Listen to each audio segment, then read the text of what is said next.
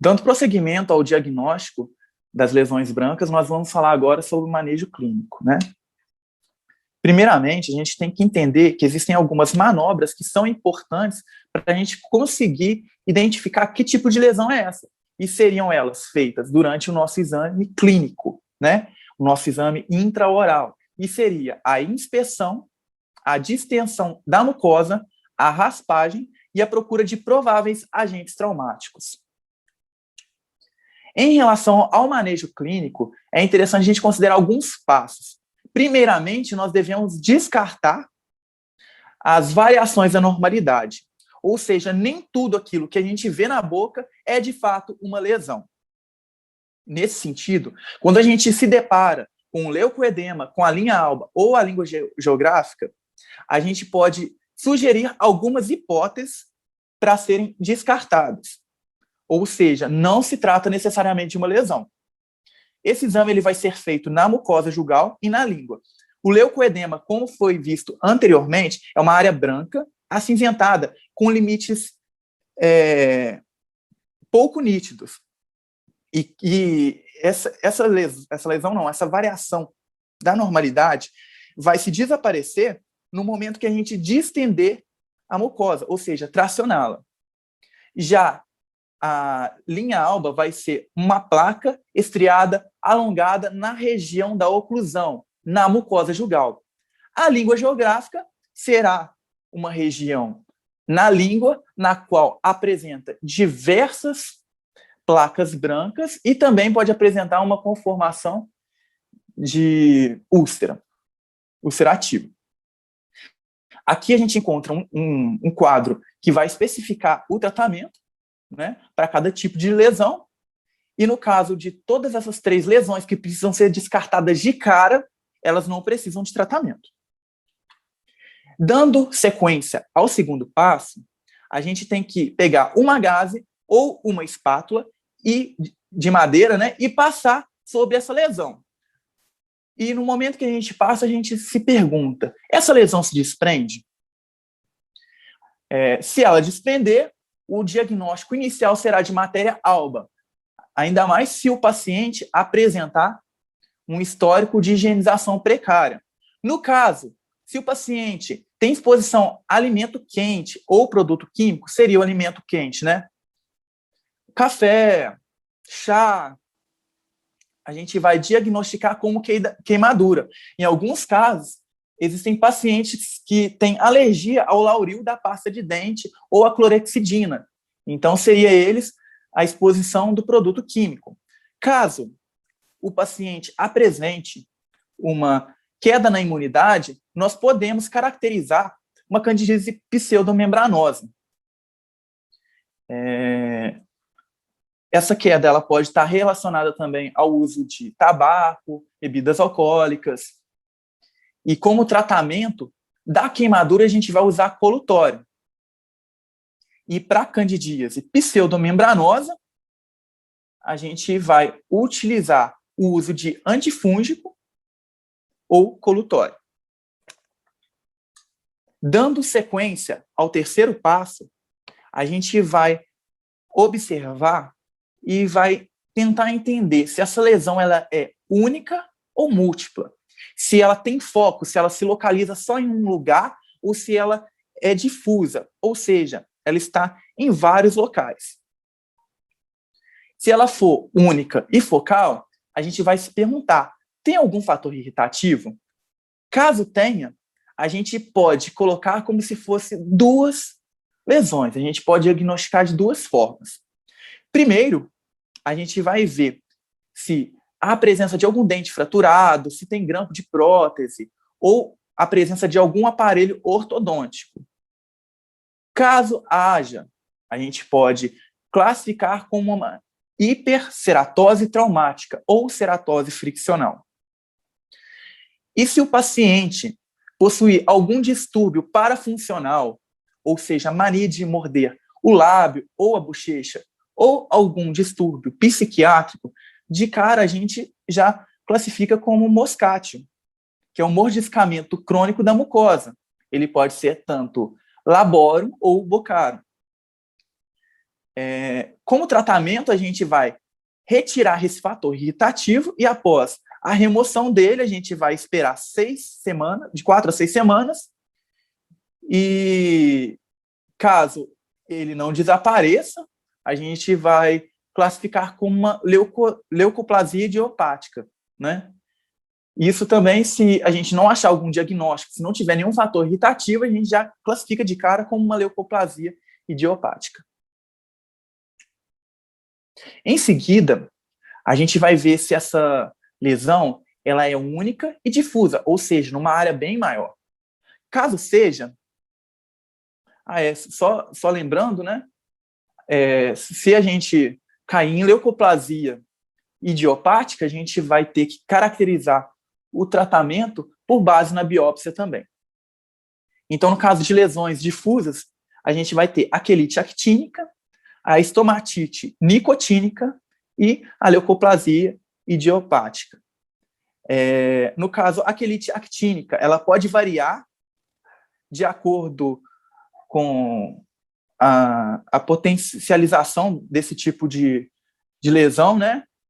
E ela tem um potencial a se malignizar. Então, clinicamente, ela é observada como uma perda de nitidez entre a pele do vermelhão do lábio e geralmente está associada com a exposição dos raios ultravioletas. Em alguns casos, se apresenta ulcerada também.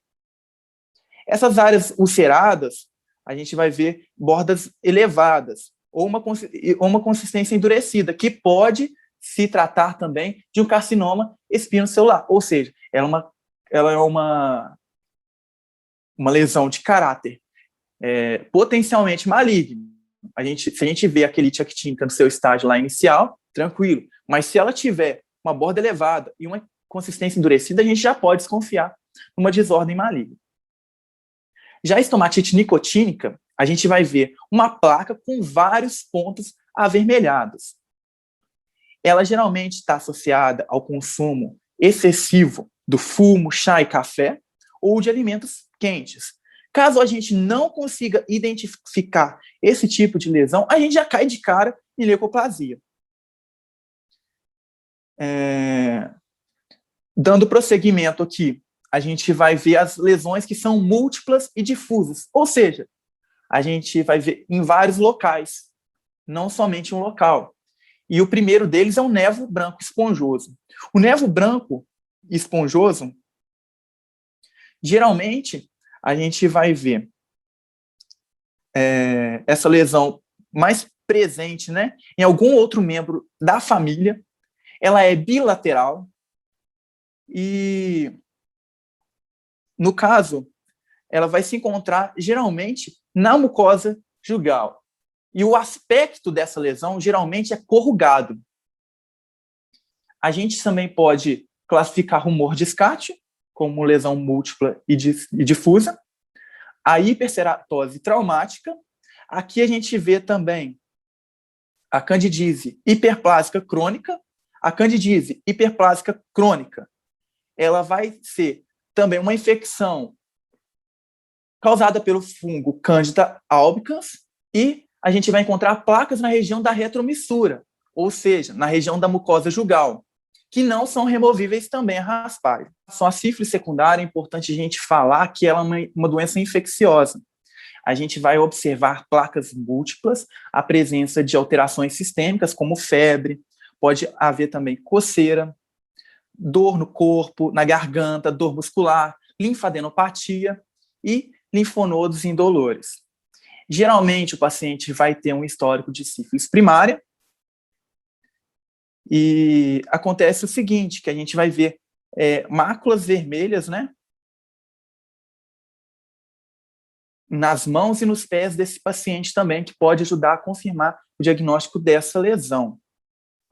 O tratamento é médico, né, por base da penicilina, e ela pode ser confirmada através do hemograma, do VDLR, do VDRL, né, e do FTA-TBS. Dando sequência aqui, a gente tem a leucoplasia pilosa.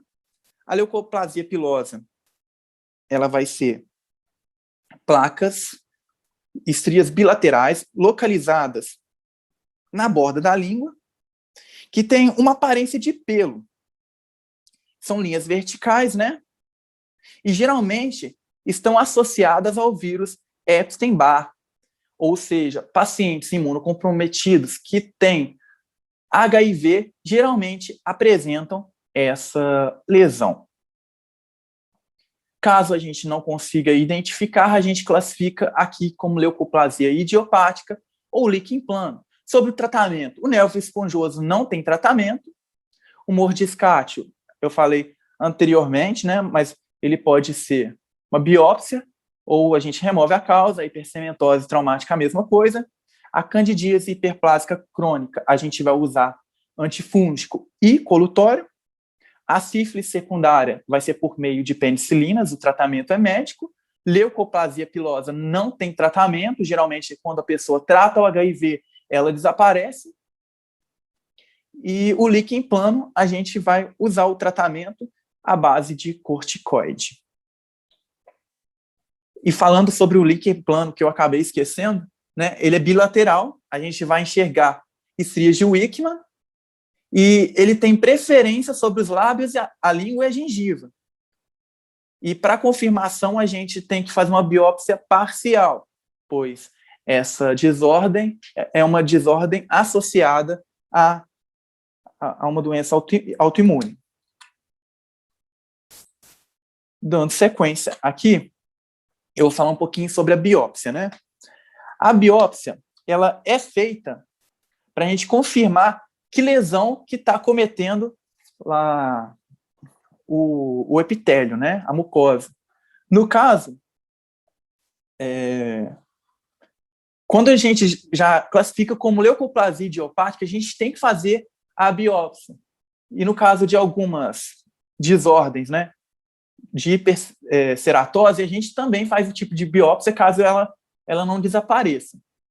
Então, em relação à parte clínica, a gente tem que ver que são alterações clínicas que, muitas das vezes, aparece uma perda de integridade tecidual, uma alteração na cor, no tamanho, nas bordas, na consistência, e, geralmente, existe um histórico de evolução, ou seja, aquela lesão não era daquele jeito e foi evoluindo. Geralmente, as pessoas solicitam um exame complementar para a confirmação dessa lesão, e esse exame é a biópsia. Uma coisa interessante que eu vou estar falando aqui é o azul de toluidina, que ele é importante para a gente escolher a área da biópsia, ou seja, ele vai escolher a área de eleição. Esse composto ele tem afinidade pelos ácidos nucleicos das células que têm alteração. Ou seja, as células que têm alguma alteração nuclear, ele vai colorir mais. E, geralmente, a região que for mais colorida, tiver azul escuro, é interpretada como a área de maior probabilidade de hiperplasia. E vai ser a nossa área de eleição para uma biópsia parcial. Como que a gente faz isso? Primeiro, a gente vai pegar um gaze, a gente vai limpar a região, a gente depois vai colocar um ácido acético de 1% por 1 minuto, o ácido acético é o vinagre, ele vai causar uma desidratação naquela região da mucosa. Em seguida, a gente aplica com algodão mesmo o azul de toluidina durante 1 minuto, a gente faz uma lavagem abundante e após todo esse procedimento, a gente vai ter a área corada, que vai ser a nossa área de eleição. Aqui eu trouxe um quadro que fala sobre algumas alterações arquiteturais, né, e alterações celulares. Eu vou estar falando de algumas que são mais importantes para a gente conseguir entender como a gente vai distinguir as leucoplasias, o carcinoma in situ e o carcinoma invasivo. Então, na biópsia, a gente pode encontrar uma estratificação epitelial irregular. O que seria isso? Regiões de hiperceratose e de acantose. Então, dentro da hiperceratose, a gente consegue ver a ortoqueratose e a paraqueratose, que seria alteração na camada córnea. A acantose vai ser uma alteração na camada espinhosa. Um segundo achado clínico histopatológico, né, vai ser a hiperplasia da camada basal, ou seja, um aumento no número de células na camada basal, como a gente pode observar aqui nessa imagem. Em seguida, vai ser processos reticulares em formas de gota, ou seja, a formação de gotas que vão adentrar o nosso tecido conjuntivo.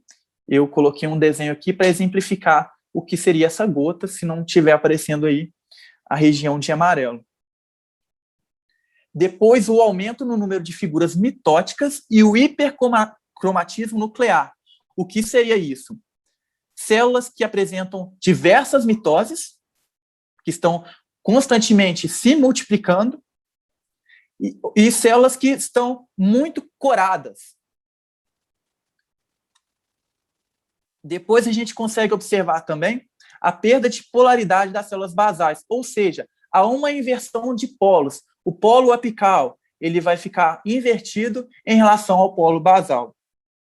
Aí na primeira imagem a gente consegue observar o polo basal, que vai delimitar a camada epitelial, e no caso de desordem, ele pode apresentar uma inversão desses polos, como a gente consegue observar na segunda imagem. Em seguida, a gente também vê, né, o aumento da razão núcleo-citoplasma. O que seria isso? Células que possuem um núcleo muito grande ou o citoplasma muito grande. A gente vê também o polimorfismo nuclear, que seria núcleos que têm formatos diferentes. E aqui seria também o aumento do tamanho dos nucleolos, que foi isso que eu falei, a relação da razão entre o citoplasma e o núcleo. Isso tudo a gente caracteriza como uma atipia celular. Em seguida, a gente também consegue observar uma queratinização das células isoladas, ou seja, algumas células elas vão ficar com muita queratina, e a gente chama isso de disqueratose, ou seja, células vão ficar hipercoradas. A gente também observa uma perda de aderência celular, e essa perda de aderência celular, ela pode gerar a formação de um carcinoma invasivo. O que seria isso? Na região dos demossomos, como a gente pode observar aí, os desmossomos, eles são regiões nas quais a gente tem a ligação de um citoplasma com o outro, e eles fazem o transporte de vários componentes das células. Então, quando a gente vê um problema, né, neles, quando eles começam a se soltar de uma célula para outra, a gente também caracteriza como uma atipia celular, né? E no caso, é importante a gente falar que eles estão presentes na camada espinhosa. Por isso que desse aumento a gente vê uma célula com diversos espinhos que estão ligando uma nas outras. Então, isso daí vai ser na camada espinhosa. Em relação à classificação, é interessante a gente falar que a hiperceratose, de cara a gente já vê um aumento da camada, né, lá, córnea. Então, a gente vê bastante queratina produzida. A displasia leve, ela tem até duas características que eu citei anteriormente. A displasia moderada, ela tem de 3 a 4. E o carcinoma grave ou carcinoma in situ, a gente observa mais de 5 características daquela. O carcinoma invasivo, ele vai ter várias características das quais eu citei, e também pode apresentar esses tipos de características, que vão ser ilhas e cordões invasivos de células epiteliais escamosas malignas. Então, aqui a gente está vendo um conjunto de células bem grande que se apresentam em formato de cordão na primeira imagem, na letra A. Na letra B, a gente consegue observar a displasia epitelial com invasão da membrana basal. Ou seja, a gente vê as células epiteliais já alcançando o tecido conjuntivo. E isso vai levar a uma série de complicações que possivelmente leve a essa célula cancerígena, maligna, a um estágio de metástase. E também pérolas de queratina, que vai ser regiões que, no meio da célula, repletas de queratina. Então, em relação ao manejo clínico, né, das leucoplasias idiopáticas, a gente vai ter que considerar a biópsia. Por quê? Ela pode ser classificada como uma hiperceratose, como uma displasia leve ou moderada, como um carcinoma in situ ou um carcinoma invasivo, assim como diz lá no Regues. Através da biópsia, a gente consegue ver se é uma hiperceratose. Se for uma hiperceratose confirmada por biópsia, a gente remove a causa e a gente tem um tratamento resolutivo para essa lesão. A displasia, a gente só vai conseguir com cirurgia. E, da mesma forma, o carcinoma in situ também, que é o carcinoma benigno, que é aquele, a gente fala in situ porque ele é localizado naquela região, ele já não alcançou o tecido conjuntivo, porque quando a gente alcança o tecido conjuntivo, a gente já pode classificar como um carcinoma invasivo, que na maioria das vezes é um carcinoma espinocelular. Em relação à displasia e o carcinoma in situ, a gente vai fazer a cirurgia e a gente vai observar. Se ele recidir, ou seja, se a gente não tiver uma regressão dessa lesão, após a remoção cirúrgica, a gente faz novamente uma biópsia. Deu tudo certinho, a gente vai remover ou observar. Em relação ao carcinoma invasivo, que é o carcinoma maligno, a gente só vai conseguir o tratamento por meio da classificação TNM. E são diversos tratamentos que a gente vai alçar aqui, que vai ser a cirurgia associada à radioterapia, a radioterapia só ou a imunoterapia.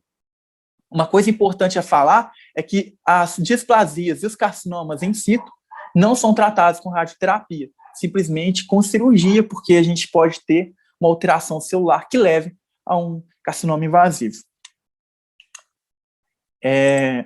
Finalizando aqui, essas são as nossas referências e eu espero que vocês tenham gostado. Até uma próxima.